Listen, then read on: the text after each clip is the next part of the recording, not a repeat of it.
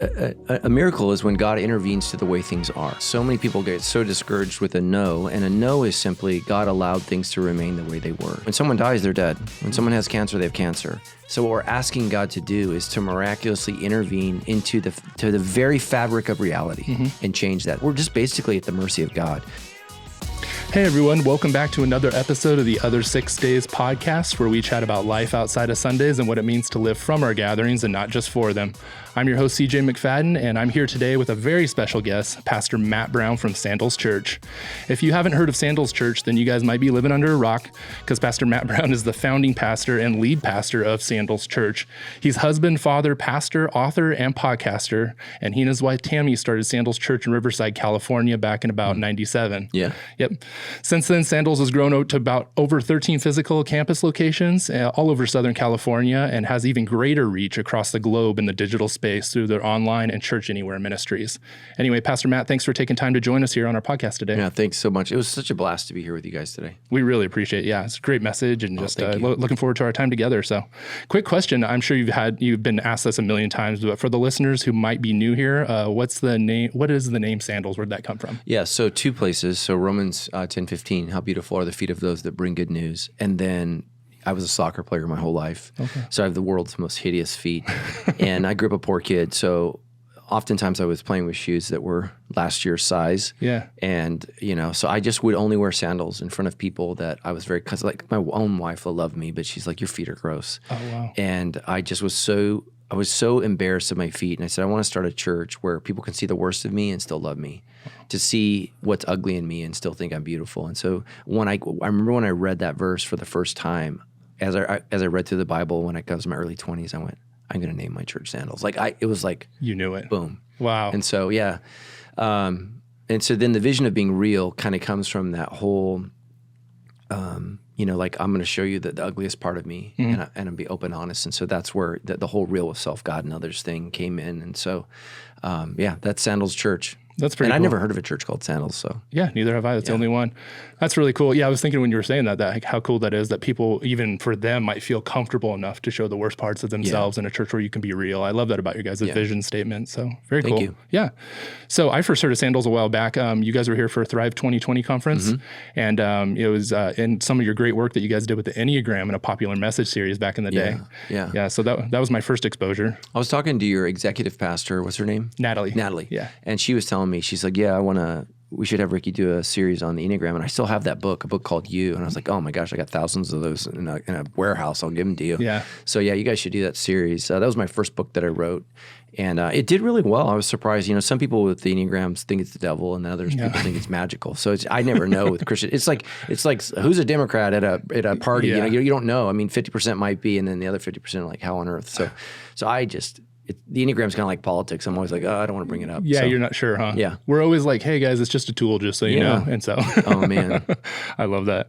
Well, and if you guys don't actually know, the Other 6 Days podcast, what we're doing here actually came from inspiration from what Matt's been doing with the Debrief podcast at Sandals. So I think what would you say has been one of the greatest benefits or potential opportunities in doing a podcast for Sandals Church? Yeah, I just think in our digital age, people in the cars, especially in California, I don't know about out here in, what do you call this, Palm Springs area? Yeah, Palm Springs. Coachella Valley. Coachella Valley, yeah. So in the Coachella Valley, I don't know if they're in the car as much as they are in Riverside, but we have people that are in the car, 2-3 hours a day each way. Mm-hmm. I mean, commuting is a real thing from the people that live in the Inland Empire.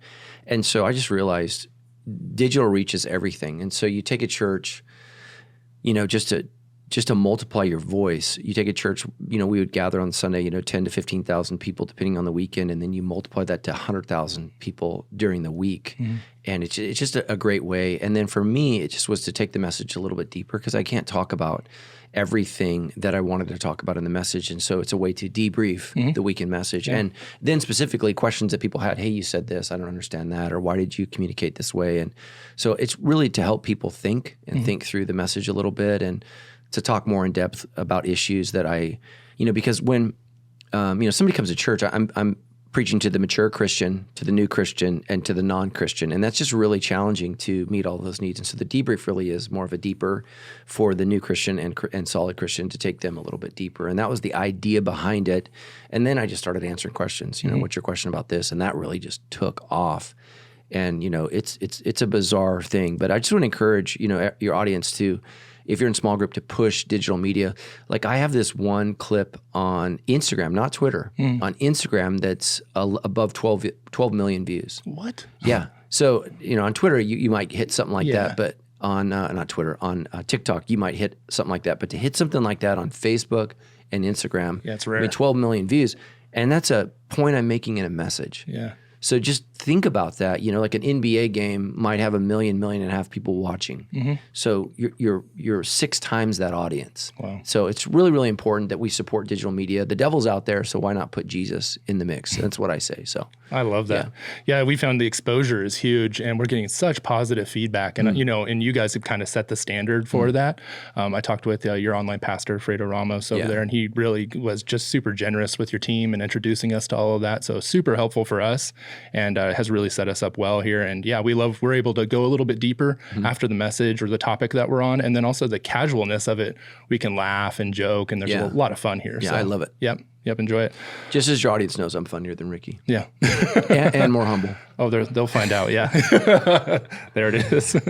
So you just wrapped up a great message with us on miracles here at Southwest, and you just recently released your new book, Every Day a Miracle, Trusting the God Who Heals Us Inside and Out. So I got to say, the book is really engaging, and I'm an Audible guy. We kind of talked about that, but I love when authors narrate their own work. It just adds an energy and an authenticity I feel you don't get when someone else does it. So I was completely caught off guard by some of your stories, like the Waikiki Axe Lady story. I hope I didn't ruin anything there. Yeah. As well as your real and raw approach to some personal stuff in your own life. So extremely relatable, approachable, and refreshing, I think. Yeah. So first question really, besides the sandals one, is give us a quick definition of what a miracle is, and then tell us what prompted you with the need to write this specific topic for people. Yeah, so a miracle is when God intervenes to the way things are. And so that's what I want people to understand is so many people get so discouraged with a no, and a no is simply God allowed things to remain the way they were. So when someone dies, they're dead. When someone has cancer, they have cancer. So what we're asking God to do is to miraculously intervene into the very fabric of reality and change that. So today we talked about when Jesus turned water into wine, which is not in the book. He's changing the very fabric, the very nature of what water is. And we just need to understand that's what we're asking God to do. We're asking him to intervene in such a way where he does not have to. He does not owe us anything. He's not obligated. We don't say some chant, some ritual. There's no, tune or tone that we take in order to make it happen. We're just basically at the mercy of God. So that's what a miracle is.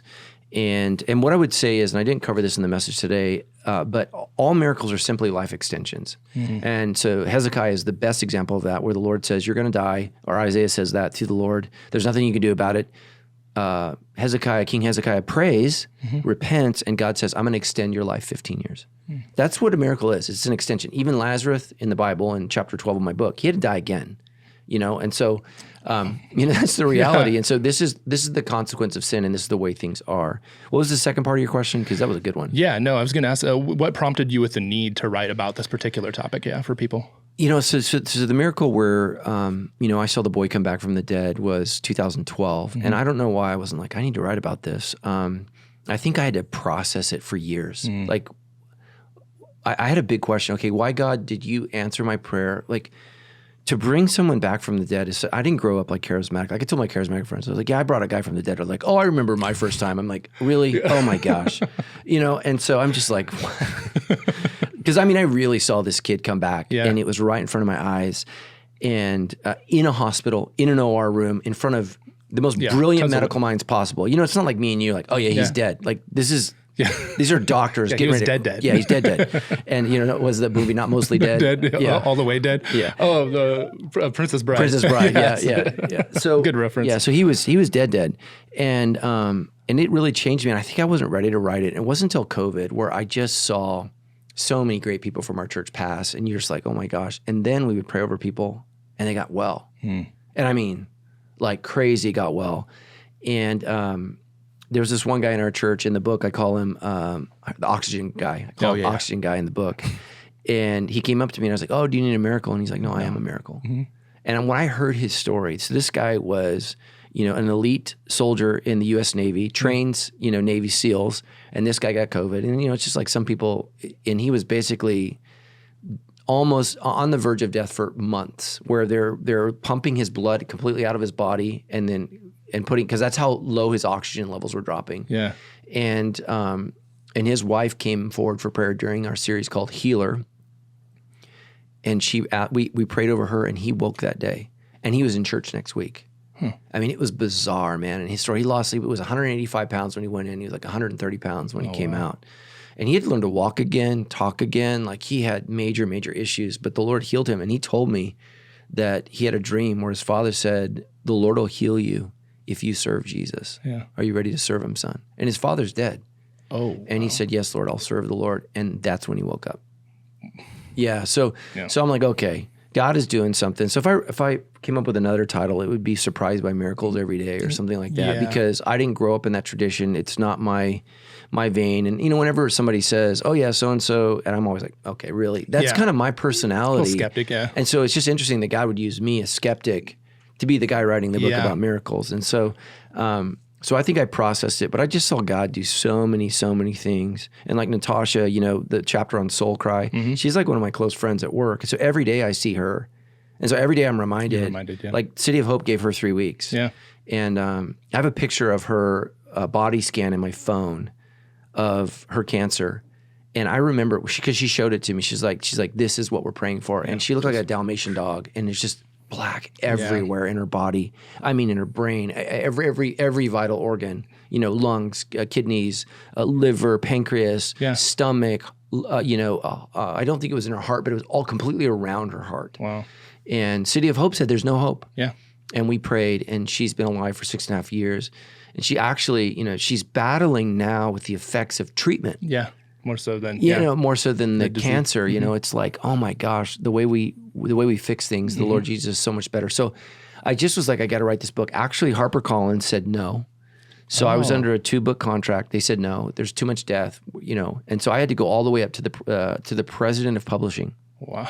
And I just said, I started telling him these stories that you heard. And I'm like, and he's like, okay, you got to write this book. Write it, yeah. So it's funny, the Waikiki axe get lady. So that was the most bizarre thing ever. I was surfing with my nephew from Idaho. Yeah. There's like 4 people in his town in Idaho. I take him for his senior trip. I took him to Waikiki. We surfed together. And I literally put him by a tree, hold the boards, I'll go get the car. Yeah. And I see this woman try to kill this guy. That's and, so and then of course I intervene. Yeah. And she comes at me with the axe.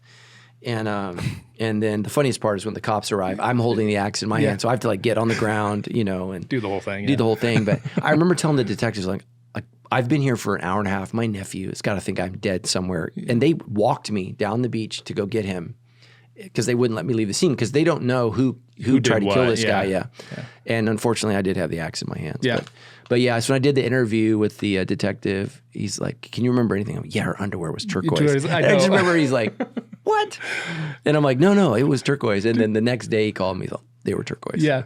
Her pants fell off. Yeah. So for those who haven't read the book yet. Yeah. Dude, you guys are going to love the book. Like, cause I mean, really your stories were so shocking. And I'm usually the one who has the most shocking stories here at the church. Yeah. I'm a PK kid. I have all the stories, but man, when you were telling, I was on the edge of my seat and I'm listening to it. I'm like, this is so enthralling. Like you're just the power of story. Right. And so as you did that, I was like captivated and I'm like, man, and I can recall, it's crazy. I can recall almost every story and every name in your book. And to be honest, even as a pastor, I was remembering names and all the constant content, but I can remember all of those because of how powerful those moments were. And I was just like, wow. And it actually re-encouraged me as a pastor to say like, man, I almost can, it's easy to forget about the power of what God can do and wants to do through miracles. Yeah.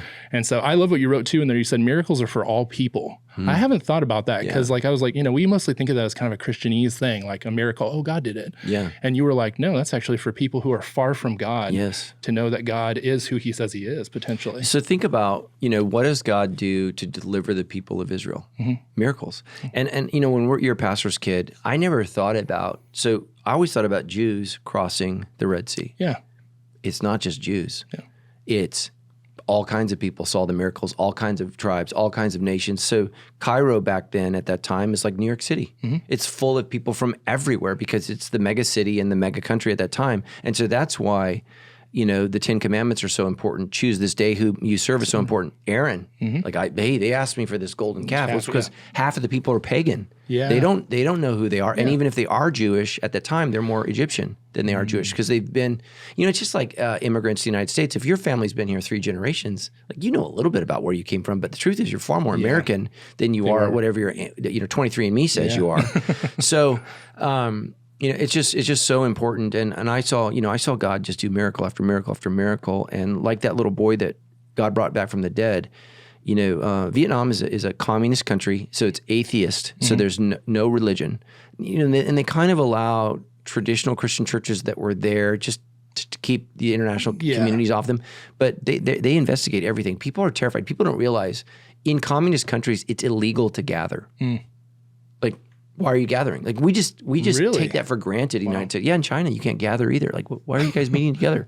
What's going on? Even like large family meetings are subject. Like what's going on? And so there's a great book called The Gulag Archipelago, which don't buy it. It's written in Russian and translated in English. It's brutal, but at the height of communist Russia, 1 in every 6 people in the nation was an undercover agent. Oh, really? So in your household, if you're a Russian family of 10, the chances are one of your family members, and so you trusted no one, you look at no one, and so because you can't share that. So God does this miracle in the public. It's like what the gospel writers, Luke says, it's not like these things were done under a tree. These things were done out in the open. And the miracle of that boy was done in the biggest hospital in Kabang with not only American doctors present, but because we were training Vietnamese doctors and a Vietnamese translator. Yeah. So in that room during that miracle, there's probably 20 people in that room. So because we had all of our doctors had come to that room, like what is going on? Everybody's giving an opinion. Then everything has to be translated. So it was chaos. Yeah. And then literally I show up and it's silent. And then they're all going to leave. I'm like, where are you guys going? So, but also in this book, one of the things I want to say is, miracles are lifelong. The chapter on to heal a broken heart. So Mackenzie in the book, and that's not her real name. I changed her name, is in my small group. And we were just, we were in small group and community group this last week, and she's just still so broken. And I'm like, look, man, I love you. Like you've got to grow, you've got to change. And so I think the biggest compliment that was given to me was her. She said, when I read the chapter, I could feel that you cared for me and you want me to be safe. And so like her big issue now is sleeping. She just doesn't sleep because when you're 12 years old and your mother, sells you into prostitution, well, whenever guys knock on the door, you got to get up and perform. And so nighttime is a very terrifying thing for her, even as a 41-year-old woman, and she just doesn't sleep. Yeah. And so that's what we prayed for this week for her was, I'm going to use the name Mackenzie because that's the name I use in the book, but just, Lord, give Mackenzie sleep. Because imagine like she said she falls asleep at about 4 and wakes up at 7 every day. Wow. And she wakes up in the middle of the night if she falls asleep with nightmares. So that's where I want to continue to pray for healing for her. Wow. But these are real people. These are real stories. These aren't made up things. And if you guys could help me get this book in the hands of people, read it, talk about it. I think it's a powerful book. I think it's the book where I figured out how to write because I'm dyslexic. And so I really struggled in school academically with letters, words. Even like when I was just in the lobby and they're asking me to sign the book, like your name's easy, CJ, I could get that right. But I might sign it JC. Yeah. So which would be a little weird. Yeah. Because there's one JC. But so when people tell me, how to spell their name, I really have to concentrate and really think about how the letters look. The order, yeah. Because I can get it really wonky. Yeah. Some poor college girl from UC Irvine asked me in Newport Beach to sign her book, and I can't remember what her name was, but it was so bad. her name started with E, and I wrote an M. So, because if you think about an E, if you flip it, it's an M. It's an M. So I wrote an M. Yeah. And she's just looking at that, and I'm like, scratching out on her book. I'm so sorry. I think her name was Emily, so you're E-M. Yeah. So I began with M. M, yeah. So my brain just, Oh man. Well, then you just write it down, I guess. So from there, yeah. Doing something a little different with this. Well, so what are you mentioned it about that story that you were telling us about that miracle. What are some of your thoughts on modern miracles? Like, what would you say we don't tend to see them as much in the West in our culture, like in Scripture, other places in the world? Do you have any thoughts on that? Yeah, it's two reasons. Is I think one, the gospel is an expanding thing. It takes ground, and so like the miracle of Legion. When the Lord, right? So he's going to a place where there are no Jews. That's why they're pig farmers. So it's not Jewish. So he's going across the sea. This is the gospel going out. And whenever we see the gospel go out into new territory, the enemy is more alive. And so I think that God does more powerful things. So, I literally have a friend who plants churches in India, and all they do is go to a town, pray for a miracle, and if it doesn't happen, they don't plant a church there. Wow. Because if there's not a miracle, what's the point? Yeah. And so, but then when there's a miracle, they plant a church. So think about it in America. If we only had churches where there were miracles, it would be an amazing thing. The second reason is I don't think people pray for miracles. And so I think it's chapter 4 in the book where I think what we do as Christians is we turn into news reporters instead of prayer warriors. Yeah. And so we get caught up in sharing the story rather than saying, okay, let's pray. And, with my niece in the book, Janella, she's an infant and we're all telling everybody what happened, but it was this pastor in our church, Mike Parcio, that's like, hey, shouldn't we be praying? And I'm like, oh yeah. Oh yeah, of course. Yeah, of course. And so, I start praying in that instant and we saw God bring her back. And so here's a really special thing. So I want your listeners to hear this. So I preached through this series when I released my book through my church, and the series was called Miracles. But the day I launched the series, my niece, who's 24 years old, for the first time came to Sandals Church. Oh, wow. So she's sitting in church, and I'm sharing about her miracle. It's so personal. And she's on the front row. Yeah. And I could barely get through it with tears in my eyes. And I asked her, I said, how was it? And she said, it's just weird. She said, Uncle Matt, it's your story. It's not my story. Because she was 8 weeks old. Yeah. So, for her, she has no memory of it. But for me, and I wrote in her journal, and I wrote, Janelle, you taught me that miracles are real. Like I wrote that in her little journal. Yeah. And so it was just such a profound story. And so I think that we need to be reminded by that. And so what I would just say is we don't have because we don't ask. James says that you do not have because you do not ask. And then he says, and you do not have because you ask with the wrong motives. And so you really got to check your heart, check your motives. And that's where I always say you have to end every prayer with not my will, but yours be done. Because I don't trust my will. I don't trust, what I think is best, right, is always a miracle. It's always a healing. It's, never anyone dies. And so since the book has come out, I had people from Korea come to Korea and pray for my loved one. He's dying. And if you come and there's a miracle, I'll translate the book into Korean. I'm like, okay, wait a minute. You didn't read the book. Because if you read the book, you'd be praying and you'd know God can do the same thing through you that he did through me. And so, I know I really disappointed somebody in Korea. So I think that's the biggest fear, is that people are going to think that I'm a healer. Yeah. And I just don't believe that. I think God has done healing miracles through me, but I've prayed for things and they haven't happened. I had a guy, I didn't put this story in the book because it's just too depressing, but we were at a men's conference and this guy comes up to me. He was my roommate. So it was like a men's retreat up at Big Bear. You know where Big Bear is? Yeah, I know. Yeah. And he's like, I don't feel so good. I'm like, oh, you'll be fine. Well, he dropped dead in my arms. Oh my gosh. He's my roommate. Yeah. So I'd find out who he is. And I didn't know who he was because I told my wife, I said, I'll take anybody that doesn't have a roommate. Yeah. I'm an evangelist at heart. I'm like, I'll room with anybody. And so I finally get his phone number and I call his daughter. And she's like, oh, Pastor Matt, how's the retreat going? I'm all, not well. Yeah. I'm like, can you meet me at Redlands Hospital? And I knew. Yeah. And oh my gosh. And we did CPR on that dude. And if you've never done that, that's brutal. Yeah. So I was my first time ever doing CPR on a guy that was dying, but it looked like we beat him up. Yeah. It was bad. So when I met her, so I've experienced loss. I've experienced death. I've asked why. But what I talk about in the book is why is a very dangerous question. Because, right, why begs an answer. The better question is how, and that's the name of Echa, the name of Lamentations in Hebrew is how. How am I going to get through this? And, Jeremiah is writing that. What's so interesting is he's writing Lamentations, and he's the guy who preached Jeremiah, where he's like, if you guys don't, this is going to happen. And then it happens, and he's like, how on earth could this be so bad and you still say you love us, God? Lamentations is low. And then it gets to what I shared with, I think just in the first service, I've forgotten the second service, that Lamentations is all about Lamentations 3:22 and 23. That's the center of the book. And we don't think about that because, like in my book, right, I put the climax at the ending, the kid that comes back from the dead. In the ancient world, it would be in the middle. Oh, okay. So you lead up to it. It's called a chiastic structure, and then you come down from it. Oh. So everything points to the middle. And so, so in Lamentations, the point is the center. The Lord's mercies are new every morning. Yeah. The Lord's mercies are fresh every day. And so, oh my gosh, how am I going to get through this? Because the Lord's mercy is new every day. Yeah. And that's the most famous verse, but people don't realize that every chapter has 22 verses except for chapter 3. Yeah.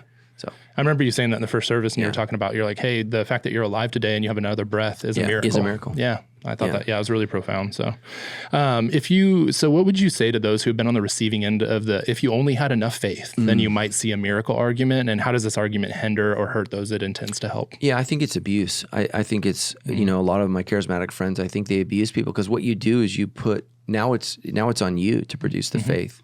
And, one of the things I talk about in the book is the miracle in Mark chapter 9. If, do you believe? Yes, Lord, I believe. Very next sentence, help me believe. Yeah. And so I think we're all in that phase of believing and not believing. And what we need to do is put our faith in what God can do and not worry about what he will do. Because if you separate those two things out, like I believe Jesus rose from the dead, so what can he do? He can bring people back from life. So I'm a firm believer in that. Now, if I pray over you or your kid or your wife, I don't know if you're married.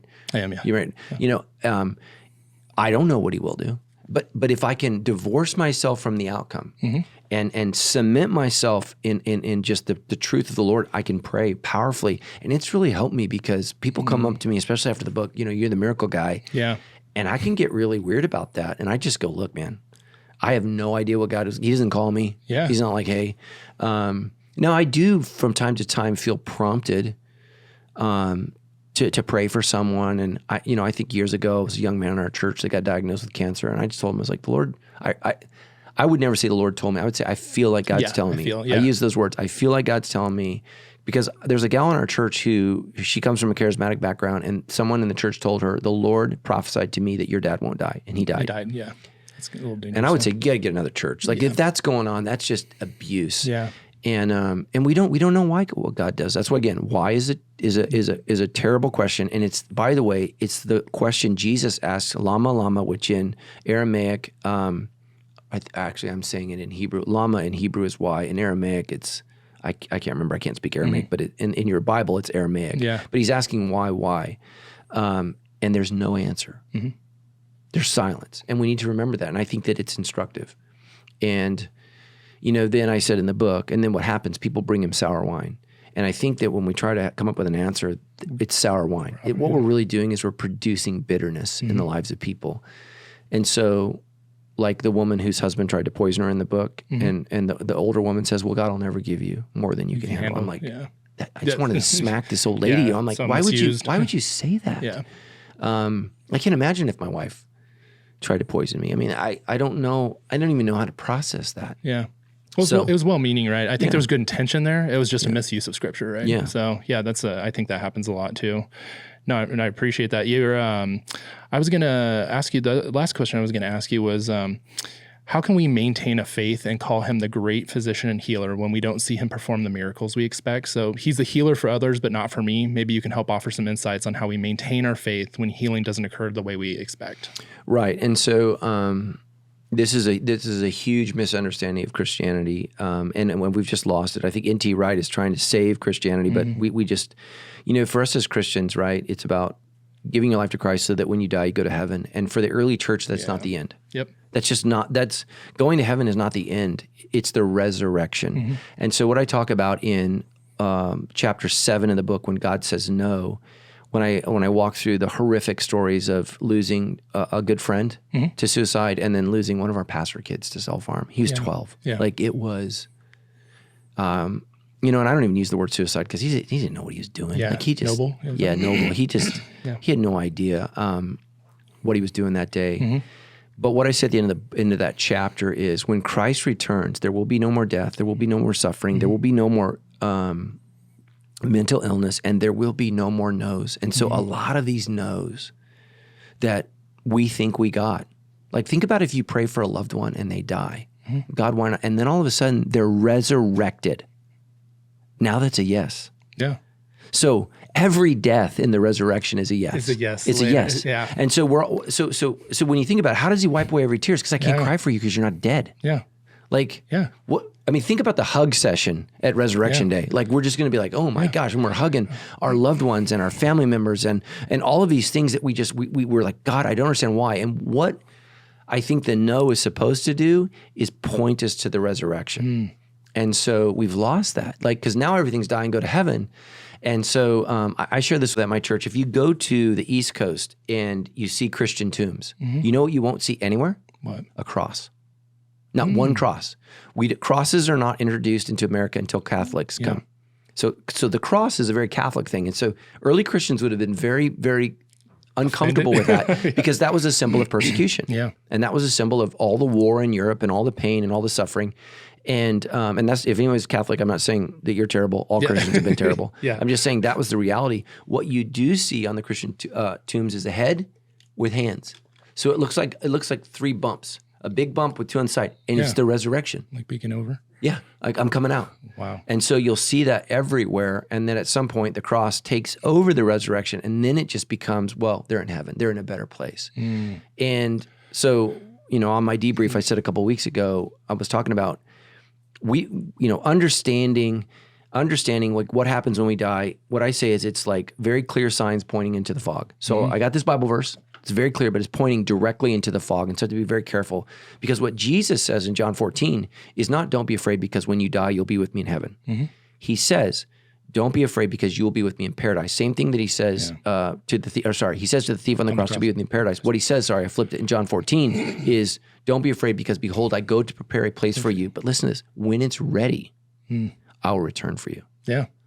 That is the resurrection. Whatever he's building, whatever he's doing, and it's not when we go to heaven, it's when he comes back.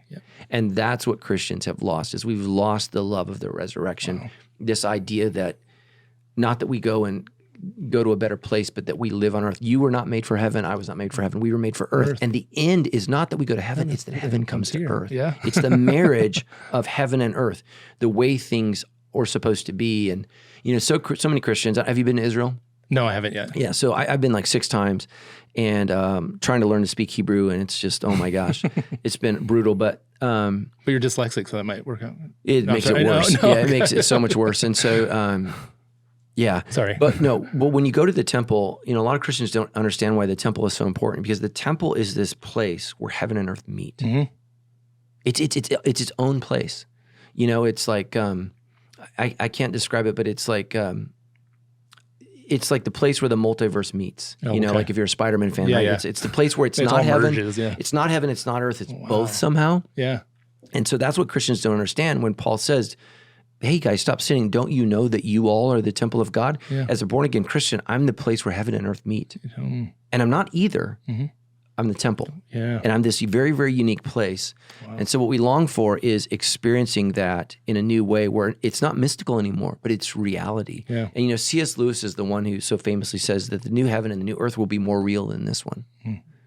And we need to prepare for it and celebrate it. And so that's what I would say is, if we had all yeses now, then there's no hope for the resurrection. Because no one dies, then there's no suffering. We're already on the other side of that. So it's funny, I don't want to overstep, but when you were saying that, you were saying, I loved your yes, no, and wait. But as you were talking right now, I'm like, it's not even a no, it's just a yes and a wait. Because it's just not yet. Right? Amen. So, and that's what we're living in now, is the not yet. We're living as foreigners and aliens, the scriptures say. You are not citizens of this world. I mean, when you run through the scriptures, he's saying, look, what are you guys doing? A soldier does not get caught up in the civilian affairs. What are Christians doing now? We're constantly caught up in. I mean, that's all we do, right? That's what we're best at. And I'm not saying that people. My friend's running for governor. I'm friends with Chad Bianco, so he served on my security team for like 10 years, and he's going to run for governor. But great guy. And I'm not saying Christians shouldn't be involved. I'm just saying that's not why we gather on Sundays. That's not why we don't gather together in small groups to talk about how bad California is. We gather together to talk about how good Jesus is. And that's what's so important, for us to preach and teach. And So wow, great question. What a word. Thanks, man. I really appreciate it. Well, as always, guys, we hope that our conversations are engaging, but we always want to provide helpful resources as well. So what are some resources that you'd like to point people to? I've got a few for you as well, but that they might find helpful or beneficial.